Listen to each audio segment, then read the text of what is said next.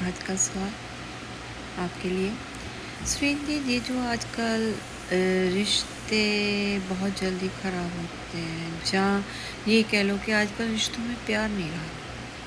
जैसे आजकल के बच्चे हैं, अगर बच्चों को माँ बाप डांट देते हैं तो बच्चे पुलिस की धमकी देते हैं, हम 911 कॉल कर देंगे।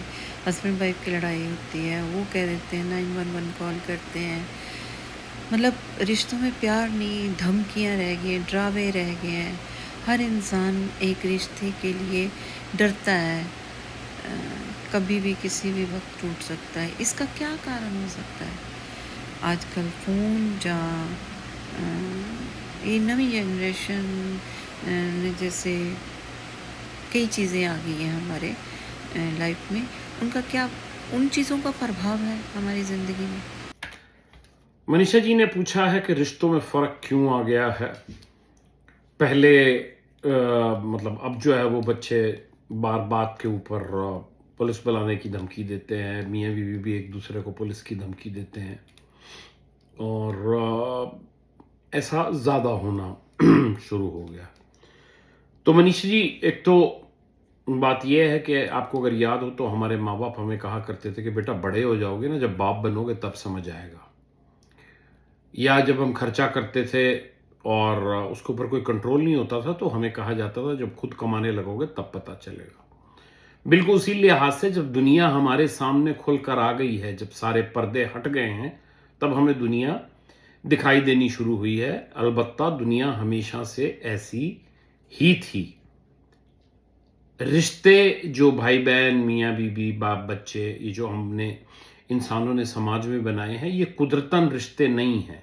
ये परिवार नाम की संस्था की उपज हैं और ये परिवार जो बनाया हुआ है, ये मनुष्यों ने बनाया हुआ है सभ्यता के नाम पे, सभ्य होने की कोशिश में है। तो इसलिए वो कभी ना कभी पर्दा जो है वो थोड़ा सा हट जाता तो भद्दा नजर आता है। दूसरी बात यह है मनीषा जी कि पहले भी ऐसा होता था, लेकिन लोगों के साथ इतना एक दूसरे का संपर्क नहीं होता था, इसलिए किसके घर में क्या दुख है ये पता नहीं चलता था। अब तो जरा सा किसी को दुख आता है तो वो फेसबुक पे आ जाता है या टिकटॉक पे आ जाता है, तो बात बड़ी जल्दी खुल जाती है। पहली बात चार दीवारी में रहती थी, तो इसलिए किसी का दुख पता नहीं चलता था। अगर दादा नाना जो हैं, अगर आप उनकी कहानियां सुनेंगे तो वो बड़ी डराने वाली कहानियां हैं। माँ बाप को घर से निकाल दिया जाता था, कहीं अंधेरे में जाके या गली में जाके छोड़ दिया जाता था। तो कहानियां सुनेंगी तो डर लगेगा आपको, सच्ची कहानियां हैं। दूसरी चीज क्या है कि बहुत कम लोग होते थे पहले कंपैरेटिव, मैं पॉपुलेशन की बात कर रहा हूं। रिसोर्सेज ज्यादा थे, कंज्यूम करने वाले लोग कम थे। इतनी भाग दौड़ नहीं थी, इतनी मारपीट नहीं थी, इसलिए इतनी छीना झपटी भी नहीं थी, इतनी चकाचौंध भी नहीं थी जितनी आज है कि आईफोन भी है और लैपटॉप भी है और ये भी है और वो भी है। लोग तब भी जीते थे, पूरी जिंदगी जीते थे और प्यार से जीते थे। एक दूसरे के ऊपर डिपेंडेंस थी, अब वो डिपेंडेंस नहीं रह गई। अब हर इंसान अपना कमाता, अपना खाता। प्यार उपजता है डिपेंडेंस के ऊपर, जब आप एक दूसरे के साथ जुड़े होते हैं या डिपेंडेंट होते हैं।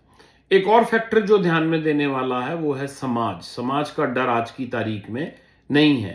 पहले समाज प्रधान देश परदेश हुआ करते थे, अब समाज का कोई रोल ही नहीं रह गया। इनफैक्ट समाज ही नहीं रह गया, अब हर चीज जो है वो कानून है। तो पहले समाज की आवाज दी जाती थी, बुआ को, चाचा को, भाई को, सबको इकट्ठा किया जाता था। अब कानून को बुलाया जाता, क्योंकि पहले समाज का जोर था, अब कानून का जोर है। फोन का कोई लेना देना नहीं है या कंप्यूटर का कोई लेना देना नहीं है, उसको बदनाम करने वाली बात है।